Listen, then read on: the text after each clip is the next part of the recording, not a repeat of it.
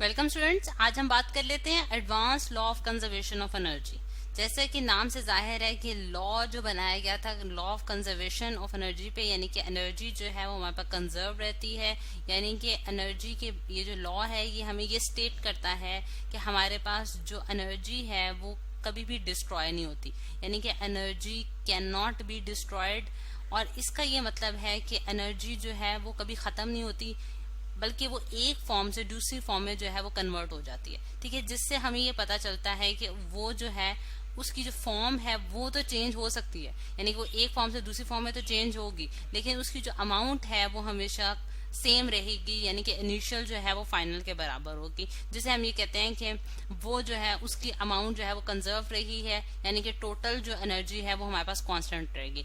अगर हम अब सबसे पहले हमारे पास डिफरेंट फॉर्म्स ऑफ एनर्जीज हैं, जिस तरह से अगर हम बात करें तो हमारे पास मैकेनिकल एनर्जी है। स्टूडेंट्स, मैकेनिकल एनर्जी में यहाँ लिख देती हूँ, मैकेनिकल एनर्जी है हमारे पास। फिर उसके बाद हमारे पास जो है वो केमिकल एनर्जी है, हीट एनर्जी है।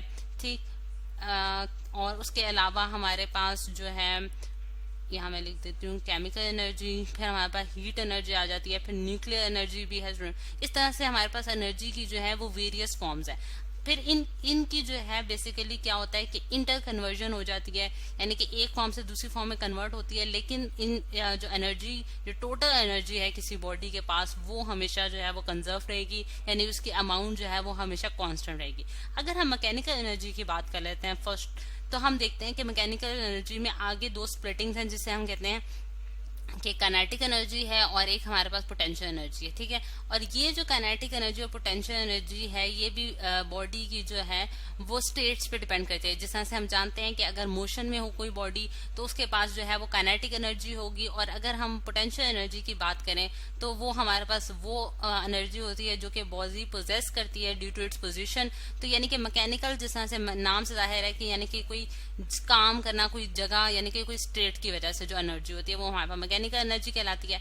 अब उसके लिए अगर मैं आपको एक एग्जांपल दिखाती हूँ स्टूडेंट्स के, जिस तरह से ये दो स्टूडेंट्स हैं, ठीक है, और एक जो है वो स्लाइड की ऊपर वाली पोजीशन पे, यानी कि वो जो है यहाँ स्लाइड के ऊपर वाले हिस्से में बैठा है। ठीक है, तो उसने जो है वो मतलब कि जो उसके पास जो एनर्जी होगी स्टूडेंट्स, वो हमारे पास मैक्सिमम उसके पास पोटेंशियल एनर्जी होगी। और क्योंकि वो स्टेट ऑफ रेस्ट पे है, लेकिन क्योंकि उसने कोई हाइट अटेन की है, यानी कि ग्राउंड लेवल से अगर हम बात करें, क्योंकि हम हाइट जो है हमेशा किसी रेफरेंस से मेजर करते हैं। ठीक, तो ग्राउंड लेवल से जो है उसकी जो हाइट है वो h है, और इस वजह से हमारे पास उसके पास जो है वो कोई ना कोई पोटेंशियल एनर्जी होगी। फॉर एग्जाम्पल वो मैं कहती हूँ mgh है।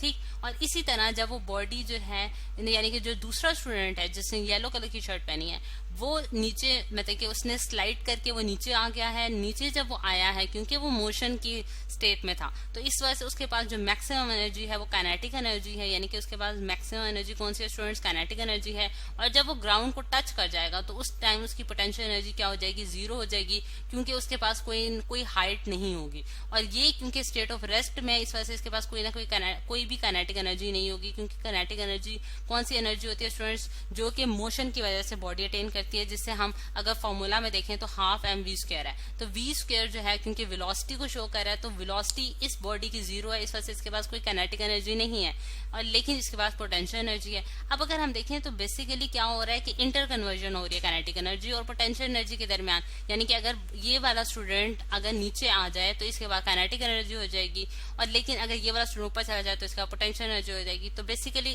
कन्वर्जन हो रही है काइनेटिक एनर्जी की पोटेंशियल एनर्जी में, और इसी तरह वाइस वर्सा, यानी कि इसी का उल्ट। ठीक, तो हम ये देखते हैं कि एनर्जी जो है वो डिस्ट्रॉय नहीं हुई, और टोटल एनर्जी जो है वो हमारे पास क्या होगी?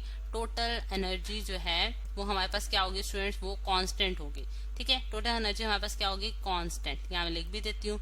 ठीक, अच्छा, अब अगर हम दूसरी एनर्जीज की बात करें, जिस तरह से मैंने एग्जांपल्स दी, हमारे पास केमिकल एनर्जी है, हीट एनर्जी है, और उसके अलावा हमारे पास न्यूक्लियर एनर्जीज भी हैं। इस तरह बहुत see various form of energies हैं, उनकी भी एक एग्जांपल हम देख लेते हैं स्टूडेंट्स। जिस तरह से मैं आपको ये शो कराती हूँ कि उन्होंने एक साइकिल सा दिखाया हुआ है इस डायग्राम में, जिसमें हम देखते हैं कि हमारे पास जो लार्ज एनर्जी सोर्स है, जो कि मेजर एनर्जी सोर्स कहलाता है, वो हमारे पास क्या है? सन है। ठीक है, सन जो है वो हमें हीट प्रोवाइड कर रहा है, और ये जो हीट है मतलब कि ये हमें किस तरह से मिल रही है कि सन के अंदर जो है वो न्यूक्लियर रिएक्शंस हो रहे हैं, ठीक है। और न्यूक्लियर रिएक्शंस में हम जानते हैं जिस तरह से हमारे पास सन में जो है वो फ्यूजन रिएक्शन का प्रोसेस आप लोगों ने पढ़ रखा है स्टूडेंट्स के, उसमें हमारे पास क्या होता है कि न्यूक्लियस जो है, एक न्यूक्लियस जो है वो स्मॉल न्यूक्लियाई में कन्वर्ट हो जाता है, स्मॉल छोटे छोटे न्यूक्लियास में कन्वर्ट हो जाता है, और ये जो चेन रिएक्शन है ये चल जाता है, ठीक है, जिसकी वजह से हमारे पास क्या होती है, बहुत large amount of heat release होती है। इसकी मतलब कि जब बड़ा न्यूक्लियस छोटे दो न्यूक्लियस में कन्वर्ट होता है तो उसकी वजह से क्या होता है, हीट लॉस होता है। और हीट लॉस होने की वजह से हमें जो है एक तो हीट मिलती है सन से, और दूसरी हमें लाइट एनर्जी भी मिलती है, यानी कि ये न्यूक्लियर एनर्जी जो है ये हमारे पास लाइट एनर्जी में भी कन्वर्ट हो रही है और हीट एनर्जी में भी कन्वर्ट हो रही है, ठीक है, प्लस हीट एनर्जी, ठीक है। ये हीट एनर्जी और लाइट एनर्जी जब हमारी अर्थ तक पहुंचती है, ठीक है, तो अर्थ को भी क्या करती है, हीट अप करती है, वहां रोशनी प्रोवाइड करती है। हमारी एटमॉस्फेयर जो है वो जब सन यानी कि जब दिन का टाइम होता है तो हमारा जो एटमॉस्फेयर होता है वो रोशन होता है, ठीक, और उसकी वजह से हमें जो है वो हमारी जो दिन का टेम्परेचर है वो भी ज्यादा होता है, ठीक। अब अगर हम देखें ये हीट एनर्जी और ये जो हमारी लाइट है ये हमारे जो अर्थ पे जो प्लांट्स हैं यानी कि उनको क्या करता है, उनको उनके फूड बनाने में उनकी हेल्प करता है। यानी कि जो प्लांट्स हैं या फसलें हैं या जो भी हैं वो हम उनके अंदर एक केमिकल प्रोसेस जनरेट होता है जिसे हम क्या कहते हैं, फोटोसिंथेसिस का प्रोसेस, जो कि हमने पढ़ रखा है कि बेसिकली जो हमारे पास लीव्स होते हैं उनमें एक केमिकल प्रोसेस चलता है जिसकी वजह से उनमें फ्रूट बनने की जो है वो सलाहियत पैदा होती है, ठीक है। अच्छा, अब हम देखें तो अब जब प्लांट्स जो कि फ्रूट गिविंग प्लांट्स होते हैं या फिर जिस तरह और भी हमने देखे हैं तो उनमें वो क्या होता है, प्लांट्स जो है वो फ्रूट प्रोड्यूस करते हैं और वो फूड जो है वो एनिमल्स और ह्यूमंस जो है वो खाते हैं, ठीक है। ह्यूमंस जो है और प्लस एनिमल्स वो फूड इनटेक करते हैं और उसकी वजह से वो क्या होता है कि बेसिकली उनके अंदर भी स्टमक में भी जो है एक केमिकल प्रोसेस चल रहा होता है और एक मैकेनिकल प्रोसेस, मैकेनिकल एनर्जी में मतलब कि उन्हें एनर्जी मिलती है उसकी वजह से, जिससे वो क्या करते हैं, एक तो मैकेनिकल वर्क करते हैं, ठीक है, यानी कि कोई काम करेंगे, और दूसरा ये होगा कि उनकी जब बॉडी जो है वो क्या होता है, हीट अप हो जाती है, यानी कि एक वो हीट भी वो रिलीज करते हैं, ठीक है। जिस तरह से हमारी बॉडी जो है जब हम खाना खाते हैं तो उसकी वजह से वो गर्म होती है, ठीक। तो बिल्कुल उसी तरह से ये जो है मतलब कि दोनों काम जो है वो इसकी मदद से की जाते हैं। तो ये बेसिकली एक साइकिल है स्टूडेंट्स जो कि एनर्जी का चल रहा है, जिससे हम देखते हैं कि एनर्जी एक फॉर्म से दूसरी फॉर्म में कन्वर्ट हो रही है, लेकिन उसमें डिस्ट्रॉय मतलब कि वो डिस्ट्रॉय नहीं हो रही, कहीं जाया नहीं हो रही, ठीक। इसी तरह अगर मैं एक और एग्जाम्पल देखूं छोटी सी, कि अगर हम लोग बल्ब की एग्जाम्पल लें, यानी कि वो बल्ब जो हम घर में बहुत ज्यादा यूज करते हैं उसको समझते हैं कि अगर हमारे पास बल्ब जो कि इलेक्ट्रिसिटी के साथ कनेक्ट है, ठीक है, यानी कि उसको हमने कोई इलेक्ट्रिसिटी प्रोवाइड की है, ठीक है, इलेक्ट्रिसिटी यानी कि बिजली हमने उसे प्रोवाइड किया है, तो बिजली से वो क्या हुआ है, कन्वर्ट हुआ है, यानी कि इसमें इलेक्ट्रिकल एनर्जी जो है वो कन्वर्ट हुई है लाइट एनर्जी में। लाइट की वजह से हमें रोशनी मिली है, यानी कि बल्ब जो है वो ग्लो किया है, और ग्लो जब हुआ है तो उसने हमारी जो एनवायरमेंट है उसको रोशन किया। लेकिन अगर हम बल्ब को हाथ लगा के देखें तो वो हमें क्या लगेगा, गर्म लगेगा।